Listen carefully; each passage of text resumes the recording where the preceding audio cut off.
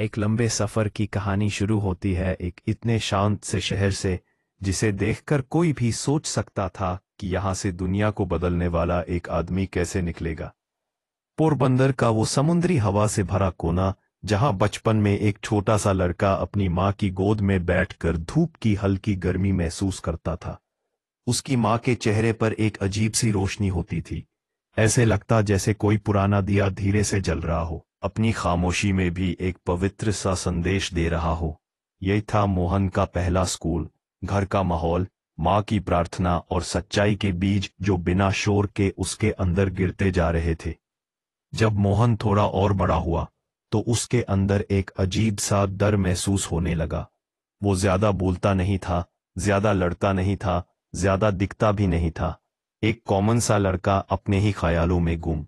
लेकिन किसी को नहीं पता था कि इसी खामोशी के अंदर एक आग पल रही है, एक ऐसी आग जो दुनिया को बदलने वाली थी। मोहन को सच बोलने का डर था, झूठ बोलने का भी। झूठ बोलता तो उसका दिल तेज धड़कता, सच बोलता तो लोगों का गुस्सा। ये दोनों के बीच का कुछ अजीब सा गिल्ट उसके बचपन को डिफाइन करता रहा। वह दिन स्कूल में उसके टीचर ने उसे एक छोटा सा झूठ पकड़ लिया। वो दिन मोहन के लिए किसी तूफान से कम नहीं था। वो इस बात से नहीं रो रहा था कि टीचर ने उसे डांटा, वो इस बात से रो रहा था कि झूठ बोलकर उसने अपने ही दिल को तोड़ दिया। यही वो पहला मोमेंट था जहां ट्रूथ उसके अंदर एक सीधी सी लकीर बनकर रह गया, पेनफुल लेकिन क्लियर। फिर उसके पिता करमचंद गांधी, एक शांत आदमी, एक स्ट्रिक्ट आदमी, एक समाज को समझने वाले आदमी। मोहन जब उनके पास बैठता, उनकी बातों में से एक अजीब सी गरिमा निकलती थी। करमचंद जी बड़े डिसीजंस को बहुत सोच समझ कर लेते और मोहन चुपचाप देखते रहता, किस तरह एक आदमी प्रेशर के अंदर भी संतुलित रहता है। उसने ये नहीं सोचा था कि ये सब ऑब्जर्वेशंस एक दिन उसके अपने कैरेक्टर का हिस्सा बन जाएंगे। फिर मोहन की शादी हुई, काफी छोटी उम्र में। उसको खुद भी नहीं पता था कि शादी का मतलब क्या होता है। एक अजीब सी ड्युअलिटी थी, एक तरफ मासूमियत, दूसरी तरफ एक नया इमोशन जो उसको समझ नहीं आता था। उसके अंदर गिल्ट भी होता, क्यूरियोसिटी भी। ये सब वो बाद में कबूल करता है, अपने आप को जैसा था वैसे ही देखकर। यहां से एक और एक्सपेरिमेंट शुरू हुआ, अपने इमोशंस के साथ एक्सपेरिमेंट, अपने डिजायर्स के साथ एक्सपेरिमेंट और अपने परिवार के प्रति ड्यूटी को समझने का एक्सपेरिमेंट। फिर एक दिन मोहन का फैमिली को लेकर स्ट्रगल शुरू हुआ। पिता की तबीयत खराब हो रही थी। मोहन उनके साथ रहना चाहता था, पर अंदर एक चाइल्डिश डिजायर उसे खींचकर किसी और दिशा में ले जाती थी। मोहन बाद में ये सब याद करता है तो बेचैन हो जाता है। ये गिल्ट उसकी जिंदगी का एक डीप टर्निंग पॉइंट बन गया। यहां से उसने सेल्फ कंट्रोल का पहला सीधा लेसन सीखा, वो लेसन जिसने आगे चलकर पूरी दुनिया को इंस्पायर करना था। फिर मोहन के जीवन का एक बड़ा मोड़ आया, इंग्लैंड जाना। एक ऐसा फैसला जिसे सुनकर लोग हंसते भी थे, डाउट भी करते थे। ये लड़का वहां क्या करेगा, कैसे सरवाइव करेगा। मोहन के दिल में भी डर था, पर उस डर के पीछे एक होप भी थी। ये होप कि अगर वो वहां गया तो कुछ नया सीखेगा, कुछ बदलेगा, शायद अपनी आइडेंटिटी को समझ पाएगा। इंग्लैंड पहुंचते ही मोहन को समझ आ गया कि दुनिया उसके छोटे शहर से बहुत अलग है। वहां के लोग, वहां के कल्चर, वहां का खाना, सब कुछ एक नए प्लैनेट जैसा लगा। एक बार खाने की टेबल पर बैठे हुए उसने सोचा कि ये सब कैसे चलेगा।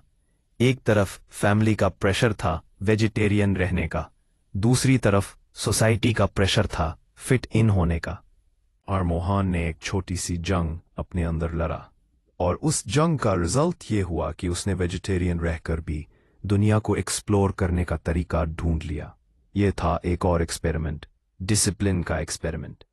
लंदन की सड़कों पर चलना मोहन के लिए एक मेडिटेशन जैसा हो गया। वो ऑब्जर्व करता लोगों को, उनके मैनर्स को, उनके थॉट प्रोसेस को। वो लाइब्रेरी में घंटों बिता देता, बुक्स के बीच गम हो जाता। यहाँ उसके अंदर एक फिलोसोफर पैदा होने लगा, एक ऐसा आदमी जो दुनिया को एक डिफरेंट लेंस से देखना शुरू कर रहा था। वो सटल ट्रूथ्स को पकड़ना सीख रहा था। सच, ईमानदारी, फेयर, ईगो, जस्टिस, डिग्निटी, ये सब उसकी जिंदगी की डिक्शनरी का हिस्सा बन रहे थे। पर लाइफ इतनी स्मूथ नहीं थी। एक स्टेज आया जहां मोहन को अपने आप पर डाउट होने लगा। क्या मैं इस बड़े शहर के लायक हूं? क्या मैं कभी अपने गोल्स को अचीव कर पाऊंगा? लेकिन यही डाउट्स उसको आगे ले जाने वाले ट्रिगर्स बन गए। फिर इंडिया वापस आने का वक्त आया। मोहन घर आया तो उसने देखा कि सब कुछ बदल गया है। लोग, एनवायरनमेंट, एक्सपेक्टेशंस, रिस्पॉन्सिबिलिटीज। और फिर एक दिन उसने डिसाइड किया कि उसे कुछ करना है। पर क्या? ये उस वक्त उसे भी पता नहीं था। जब मोहन ने लॉ प्रैक्टिस शुरू की तो उसको लगा कि अब वो अपनी लाइफ सेट कर लेगा। लेकिन डेस्टिनी को कुछ और ही मंजूर था। कोर्ट में खड़े होते ही उसकी आवाज कांपती, आर्ग्यूमेंट्स बीच में फ्रीज हो जाते, लोग उसका कॉन्फिडेंस तोड़ देते। उसकी फर्स्ट केस ही फ्लॉप हो गई। मोहन को लगा कि शायद वो लॉयर बनने के लायक ही नहीं है। पर यहीं पर एक छोटा सा मिरेकल हुआ। साउथ अफ्रीका का एक केस। मोहन ने सोचा ये एक नॉर्मल असाइनमेंट होगा, लेकिन वो असाइनमेंट एक पूरी मूवमेंट बन गया। एक ऐसा मूवमेंट जो उसको एक लॉयर से लीडर बनाने वाला था। जब मोहन साउथ अफ्रीका की मिट्टी पर उतर रहा था, उसे बिल्कुल अंदाजा नहीं था कि उसकी जिंदगी अब पूरी तरह से बदलने वाली है। वहां की रेसिज्म, इनजस्टिस, ह्यूमिलिएशन, ये सब मोहन को किसी नई दुनिया में धकेल दिया। एक दिन ट्रेन से निकाला जाना सिर्फ इसलिए क्योंकि वो कलर्ड था। ये मोमेंट एक सीधा झटका था। उस रात मोहन ने सोचा और सोचा, क्या ह्यूमन डिग्निटी का मतलब सिर्फ यही है? क्या इंसान के साथ उसकी स्किन के बेसिस पर कोई भी बिहेव कर सकता है? उसके अंदर एक फायर जगी, quite, controlled but unshakeable. South Africa में मोहन ने लोगों को यूनाइट किया, उनकी पेन को समझा और उनके राइट्स के लिए खड़े होने का करेज उन्हें दिया। ये उसका पहला रियल एक्सपेरिमेंट था। ट्रूथ को यूज करना एज अ वेपन, अहिंसा को यूज करना एज अ स्ट्रैटेजी, और सेल्फ सैक्रिफाइस को अपना शील्ड बनाना। वो अपने टेम्परामेंट, ईगो, एंगर, फ्रस्ट्रेशन सबको डेली टेस्ट करता। हर सिचुएशन को एक एक्सपेरिमेंट की तरह ट्रीट करता। इफ आई रिएक्ट कामली, क्या होगा? इफ आई फॉरगिव, क्या बदलेगा? इफ आई चूज ट्रूथ, कितना रेजिस्टेंस मिलेगा? स्लोली मोहन एक ऑर्डिनरी लॉयर से एक एक्स्ट्राऑर्डिनरी ह्यूमन बन रहा था। और ये ट्रांसफॉर्मेशन कोई ओवरनाइट मिरेकल नहीं था। ये एक डेली स्ट्रगल था। सेल्फ डाउट के अगेंस्ट, एंगर के अगेंस्ट, इनजस्टिस के अगेंस्ट। लेकिन गांधी ने हर स्ट्रगल को एक एक्सपेरिमेंट बना दिया। और यही उसके लाइफ का कोर फिलॉसफी थी। Truth is not a destination, truth is a practice. इस पॉइंट पर स्टोरी एक डीप इमोशनल टर्न लेती है। गांधी के साथ लोग जुड़े, फिर मूवमेंट्स जुड़े, फिर एक पूरी नेशन जुड़ा। और उसका ट्रूथ का जर्नी एक पर्सनल डायरी से एक नेशंस मैनिफेस्टो बन गया। साउथ अफ्रीका में जो आग गांधी के अंदर जल चुकी थी, वो अब कंट्रोल्ड वोल्केनो बन चुकी थी। धीरे धीरे लोग समझने लगे थे कि इस आदमी की शांति वीकनेस नहीं, टैक्टिक है। उसका साइलेंस फियर नहीं, स्ट्रेंथ है। और उसका ट्रूथ स्टबर्ननेस नहीं, एक डिसिप्लिन है। गांधी ने वहां एक नई चीज ऑब्जर्व की। जब एक आदमी इनजस्टिस के सामने सीधा खड़ा होता है, बिना अग्रेशन के, तो पूरी सिस्टम का अनकंफर्टेबल स्टेयर उस पर टिक जाता है। ये अनकंफर्टेबल स्टेयर ही बदलाव की शुरुआत बन सकता है, अगर कोई उस स्टेयर को टॉलरेट करने का पेशेंस रखता हो। RB. Gandhi patiently stood there, day after day, situation after situation. जब लोगों को पेपर्स नहीं मिलते, जब उनका हरासमेंट होता, जब उन्हें लीगली सफिकेट किया जाता, गांधी वहां खड़ा हुआ, उनका लीगल गाइड ही नहीं, उनका इमोशनल एंकर भी बन गया। लोग कहते हम डरते हैं, गांधी कहता मैं भी डरता हूं। उनका डर कबूल करना उनकी सख्ती से भी ज्यादा पावरफुल था। क्योंकि जब लीडर अपने फियर्स एक्सेप्ट करता है, फॉलोअर्स को करेज मिलता है। उस टाइम गांधी ने एक और एक्सपेरिमेंट किया, नॉन वायलेंट रेजिस्टेंस का। यह सिर्फ एक पॉलिटिकल टूल नहीं था, यह एक साइकोलॉजिकल मिरर वही था। जब ऑप्रेसर को वायलेंट रिएक्शन नहीं मिलता, तो उसका पावर इक्वेशन डिस्टॉर्ट हो जाता है। एक बार गांधी को अरेस्ट किया गया। लोग गुस्से में थे, पर गांधी ने उन्हें कहा कि कोई वायलेंस नहीं। वो जेल जाकर खुश नहीं था, पर वो जानता था कि ये मोमेंट लोगों के कॉन्शियसनेस को शेक करेगा। जेल की अंधेरी तीनों में उसे एक अजीब सा पीस मिला। मेरी फ्रीडम उनके हाथ में है, पर मेरा कॉन्शियस नहीं, उसने सोचा। जेल में बैठकर गांधी ने एक और एक्सपेरिमेंट शुरू किया, अपने ईगो के साथ। वो ऑब्जर्व करता था कि एंगर का सीधा रिलेशन ईगो से होता है। जब किसी का ईगो हर्ट होता है, वो रिएक्ट करता है। अगर ईगो को डिटैच किया जा सके, रिएक्शन डिसॉल्व हो सकता है। वो इस ऑब्जर्वेशन को डेली लाइफ में टेस्ट करता। गार्ड अगर रूड हो तो गांधी स्माइल करता, कोई इंसल्ट करे तो वो कामली सुनता। ये ऑल एक्सपेरिमेंट्स विथ ट्रूथ ही थे। ट्रूथ के बिना ईगो का कोई वेट नहीं। साउथ अफ्रीका में उसका काम बढ़ता गया। लोग हिम्मत पा रहे थे और गवर्नमेंट का प्रेशर भी। पर गांधी किसी भी प्रेशर से ज्यादा एक चीज को इंपॉर्टेंस देता था, सेल्फ प्यूरिफिकेशन। उसने खुद को डिसिप्लिन की फायर में डेली तपाया, खाना सिंपल रखा, डिजायर्स को कंट्रोल किया, थॉट्स को क्लीन किया। ये सब अननेचुरल नहीं था, बस रिगरसली कंसिस्टेंट था। एंड ग्रेजुअली गांधी का इनर वर्ल्ड उतना स्ट्रांग हो गया जितना आउटर वर्ल्ड हार्श था। फिर एक फेज आया जहां गांधी को लगने लगा कि अब इंडिया लौटने का टाइम आ गया है।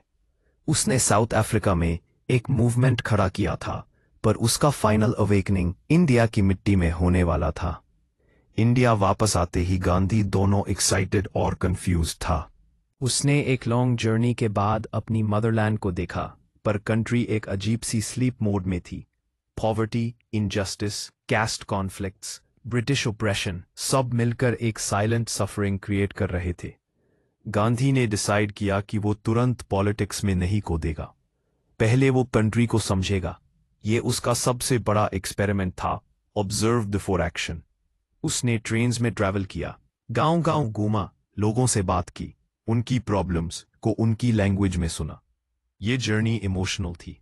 कहीं लोगों के पास खाने को नहीं, कहीं बच्चे स्कूल नहीं जा सकते, कहीं लोग कास्ट की वजह से अलग रखे जाते। गांधी के अंदर एक बार फिर वही आग जलने लगी, लेकिन इस बार वो मैच्योर आग थी, फोकस्ड, डायरेक्शन ड्रिवन, पर्पसफुल। एक इंसिडेंट ने गांधी के दिल को गहरा झटका दिया। चंपारण। जब उन्होंने सुना कि वहां के फार्मर्स को फोर्स्ड इंडिगो प्लांटेशन करना पड़ता है और उनका एक्सप्लॉयटेशन हो रहा है, गांधी वहां गए। वहां की सड़कों पर चलकर उन्होंने देखा कि लोगों का पेन साइलेंट था पर अनबेरेबल था। गांधी ने लोकल अथॉरिटीज को उनकी इनजस्टिसेस का मिरर दिखाया। गवर्नमेंट शुरू में रेजिस्ट हुई, पर गांधी का काम प्रेशर उनके पावर को डिसॉल्व करता गया। चंपारण गांधी का पहला इंडियन विक्ट्री था, ट्रूथ एंड करेज का विक्ट्री। इस विक्ट्री के बाद गांधी ने एक और एक्सपेरिमेंट स्टार्ट किया, खुद को और सिंप्लीफाई करने का। उन्हें पता चला कि अगर वो पार्टिसिपेट करना चाहते हैं तो उन्हें रिप्रेजेंट करना होगा, और रिप्रेजेंटेशन का मतलब था लोगों की तरह जीना। गांधी ने अपना कपड़ा सिंपल किया, अपनी हैबिट सिंपल की, अपनी लैंग्वेज सिंपल की। वो कहते थे, अगर मैं अपने लोगों की तकलीफ नहीं महसूस कर सकता तो मैं उनका लीडर कैसे बन सकता हूं। फिर आया non cooperation era, British goods का बॉयकॉट, स्कूल्स का बॉयकॉट, इंस्टीट्यूशंस का बॉयकॉट। गांधी ने लोगों से कहा कि फ्रीडम कोई गिफ्ट नहीं होती, फ्रीडम एक इनर डिसिप्लिन का रिजल्ट होता है। अगर लोग अपने डेली चॉइसेस चेंज नहीं कर सकते तो पॉलिटिकल फ्रीडम मीनिंगलेस है। ये डीपली साइकोलॉजिकल मैसेज था। गांधी लीडरशिप नहीं इंपोज कर रहे थे, वो नेशन की साइकोलॉजी ट्रांसफॉर्म कर रहे थे। फिर एक मोमेंट आया जहां एक वायलेंट इंसिडेंट हुआ, चोरी चौरा। लोगों ने पुलिस स्टेशन जला दिया। गांधी को लगा कि if non violence breaks, movement loses its soul. और बिना किसी हेजिटेशन के उसने पूरा नेशनल मूवमेंट विड्रॉ कर दिया। ये डिसीजन शॉकिंग था।